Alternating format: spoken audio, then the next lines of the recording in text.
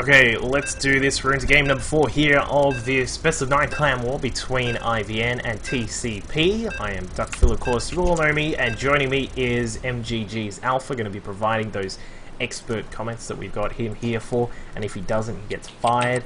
But perhaps we won't need to, because it is the end of the world very shortly. We've got, you know, roughly, or just under an hour, guys, so just under an hour. I would like a hug from Olivia Wilde. If someone can make that happen before we all die, that would be awesome. Help a dying boy's dream come true. Well, pretty much. I mean, if there's anything else with the hug, that'd be fantastic too. But we will go into this game right here. I'll stop fantasizing. Starting at the top right-hand side as our red player for Team iVn. It is LM, Laughing Man, formerly Quantic player, a Quantic, player, aka caster. And his opponent down at the bottom left-hand side in the blue, playing for TCP, will be Chase. Chase has come up to me today, and I was quite busy, but he was asking for some practice games, and I'm really feeling unfortunate that I didn't get to practice with him, so I don't know what he's doing. But he's been working on a new build recently that his plans to bring out, so I have no idea what it is. Ooh. Just something that he's very excited to be bringing out. Something to note about Chase, that he does use a lot of Ultralisk. I still think he does use Broodlords more often than Ultralisk, but he does use Ultralisk more often than most Zergs do, so I'd love to see some of that play could be coming pretty out cool in this game. Yeah, I mean, you know, there was that kind of time, I mean, where it was that very common motto that I think was coined from something Destiny said, where it was, what was it? Something like, if you want to lose, transition to Ultras, something along those lines, and it was kind of a situation where no one would just ever get Ultras, but I think a lot of Zerg players have found ways to actually do it, and find ways to do it really efficiently too, so we have seen them a little bit more in the pro scene, so... yeah, I have to say, one of my favorite games and players and styles I've ever seen was from, what's it called? Team Symbol. Mm-hmm. I was actually lucky enough at the beginning of the beta where I got to play against and talk with none other than Artosis. Yep. And at the time, Symbol was just tearing everything up with this style where you'd get only a few Ultras, like only 3 Ultras for an engagement, but then mass banling behind it. So Ultras would charge forward and destroy any force fields, and you'd be microing the Ultras to make sure that no force field stayed up, while these banelings just swarmed through everything and tore it up. And Artosis was fully in love with that stuff. I got my ass absolutely handed to me that game because I was too excited talking with him. I could imagine. But yeah, he was really excited about talking about Symbol style, and at the time Symbol had just been amazing me. Something to know is that Laughing Man has gone for the gateway before Nexus. It was a bit of a reaction, because Chase actually got, I think it was around about a 12 pull. I wasn't actually fully paying attention to the numbers, but he was like, I think it was his own little reactionary protection from the cheese that may have come along from LM. So, because what he didn't actually get the Lings out and sort of send them straight across the map to try and deal with his opponent. He sort of just ran them around inside the main base, had a quick look to see if there was anything going on. Of course, double proxy gates, a common way to try and cheese against Zerg players if you are a Protoss, but none of that came along, so there was not really too much going on, and that's why we have seen a very interesting opening here from LM. He's actually got the Cyber Core up. I'm a little bit surprised about that. Yeah, one of the things with Chase's style is that he definitely does love doing economic 10 pulls and economic early pulls. So once again, I didn't see what the exact count on that, but he loves getting the pull and scaring the Protoss into an overreaction. And so far it's worked, but with that Cyber, he's really got to be careful if he picks that up, because Chase does have an Overlord nearby the natural, but it is not in position. But I did see the early Cybernetics, so hopefully he will be able to react to that and realize, hey, the Cybernetics went before the Nexus. So you can still get a kind of early third, because Laughing Man did get the Forge and 2 cannons. You still can get an early third, but be aware that warp tech will be coming out. Yeah, quite a lot sooner there. And of course, there was a build I remember Naniwa doing on Tal'Darim Altar quite a while ago. I don't remember the exact game, but it was something similar to this, where you do a reaction. It's like, whoa, whoa buddy, you're going for a very early pull, I'm going to get a cannon up very quickly, hey, I'm going to have to finish the wall, so I get a gateway as well, and then he gets a cyber as well, and then just cancels the nexus and goes for a 4-gate. So, you know, that could be something in the back of Chase's mind, so I think he's going to really keep an eye on whether this nexus actually finishes up or not, and I would not be surprised to see the Overlord just to the left of the base actually head inside the main as well, because, you know, you never know. I mean, we're dealing with Laughing Man here, the guy who loves a bit of cheese with that cannon, you know, that sort of thing could be a threat to be worried about. But Chase has now got his lair up that has just popped here inside the main. Of course, he's got gases all the way up to 3 and 4, so he's going to have a lot of income, and has now put down one of the weirdest buildings you'll ever see in modern ZVP, the Hydralisk Den. What do you think about this? As I was saying at the beginning of the game, he's been working on something special, and it's starting to show, and I kind of had a feeling, and that feeling just got a lot stronger, that this isn't going to be any sort of all-in. He's just put down 2 Evo chambers, so he's going for a very unique style here, where it's not planning to be an all-in. He is still droning nice and heavily, not saving up any sort of lava, not that you do when it comes to Hydrals because they're so expensive, but there we do have the Nidus Worm. Alright. So actually putting down the Evo chamber is pretty odd. I'm curious to see how much he will be droning behind this. Will he be getting those upgrades and all that? So is this just a bit of harassment?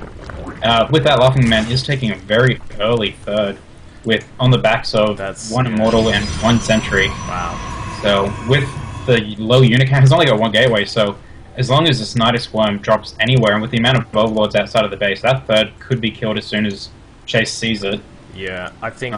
yeah, perhaps that very, very old school, I'm talking like, you know, Beta, or Wings of Liberty, the very early Nidus Worm. There it is, yep, gonna just outside of the wall, yep, just killing that wall so those cannons can't reach. Then I just spot, the units are moving out, will they spot? They do spot them, but we'll be able to kill into them, it will. The Zergling has scouted the third, so hopefully it will continue to commit to this. Even a Nidus Worm on the low ground where that Overlord is in the middle would be good and be enough to cancel that base at this point. Another Nidus Worm is being dropped, and it is in the top middle, so he is determined to take down this third base, and I really don't see Laughing Man hold this. He's still only on 1 gate.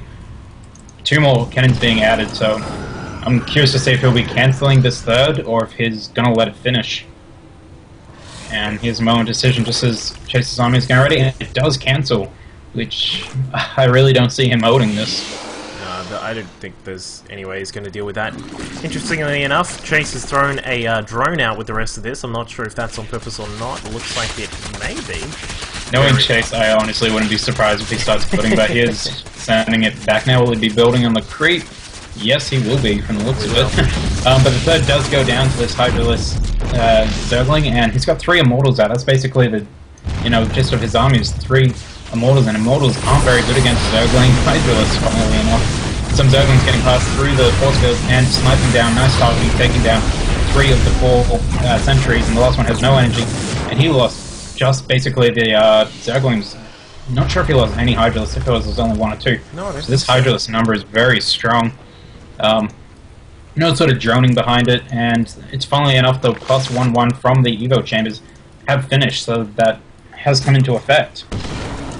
Yeah, that's going to add in quite a lot of damage here. As we can see, there are quite a few Hydras out here.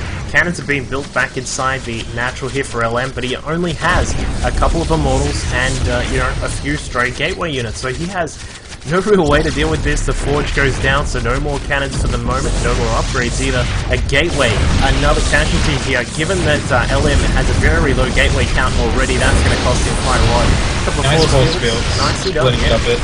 Buzz Chase will finally get the Overlord on the high ground so you can take care of that pylon and then try and get a Nidus Worm in that dark spot that would create. A little bit of a mistake. Yeah, a bit of an overextension going into this, fighting where the cannons were and the Immortals. A couple more Hydras coming out, but it looks like that will be the end of this bit of the rush at least. More Hydras coming out, and there are some Zerglings at the back that could be a bit of help, especially with the Zealot camping down, but remember, even if he does take care of this Nidus one, there is another one a bit further up towards the north. Oh wow. Interesting little Zealot wall there. Nearly blocked out all of the Immortals, which almost caused them all to die. But the Zealot's coming to the front, going to help out, but the Zergling's nicely targeted by Chase, going to try and get those Immortals before they can regen their shields. Just about to come out, it should be the end of this rush, is the first Colossus. Ooh. So nice reaction by Laughing Man, but there goes Chase making that blind spot in the base, so from here could be able to get Nidus into the main base. But with this Immortal, with this Colossus and the Zealots, oh, the Hydralisks are targeting Colossus and nearly kill it, but he does manage to micro-attack just in time, and while it's targeting, the Zealots just shoot through all the Hydralisks. Will he finish it? 1 shot, 2 HP left on that Colossus, so very close, but he did lose all of those Hydralisks and Zerglings in the process. Behind this, the worker counts are actually fairly even. Chase doing a big drone up then to bring it back to even, and will soon be ahead, and reacting with the Spire. So all in all, Chase isn't far behind from that. The supply, though, is definitely in Laughing Man's favor. Yeah. And the Colossus have been started. Yeah, he's got that tech there, which really helps out as well. Of course, Hydras can do quite a lot of damage to the Colossus if they can get in range. The problem is getting past a large amount of Zealots like we have here from LM. So if he can keep the Zealots at the front, get the Hydras out of the battle with the extended thermal lance now just about done, that means that LM, I think he may be able to try and put some pressure on here. I don't think he's going to be able to win the game off an attack right at this time, but I think it would be well worth the effort. Perhaps even if he gets a proxy pylon down somewhere on the map as well, if he can get a proxy pylon just around this sort of area near the third base to perhaps get in some extra warp-ins while Chase has been droning up, this could actually do quite a lot of damage. So here he goes. He is going for that push. Yeah, one of the scary things of this is that only the first creep team has just been put down, and if you're relying off this Hydra tech, having no creep when trying to fight this, so this third base is going to drop, there's nothing to do, and then from there, Quantic Man should be able to just push forward with this. It's got a good number of gateways back home to help reinforce this, and those two Colossus are so strong at this point. They're just providing so much damage. Of course, they'll be able to sweep across those Hydras to take them down, but 8 units are being built by Chase right at the moment, so he will have a couple of those out. And you know, I want to say there are only 7 Stalkers, but at this point when there are 7 Stalkers, there are reinforcement Stalkers now coming in as well, not to mention those sentries adding in the Guardian Shield. I don't think this is going to save the day here for Chase, despite his best intentions. Here they come, the Hydra's just off to the side, the Queen also getting prepared as well. Just such a tiny force here from Chase. The units now coming in, a couple of force fields to block out some of those ranged units on the ramp, and there is a GG, so Chase goes down. So we will see LM continue to, pull up the score there for iVn. And, well.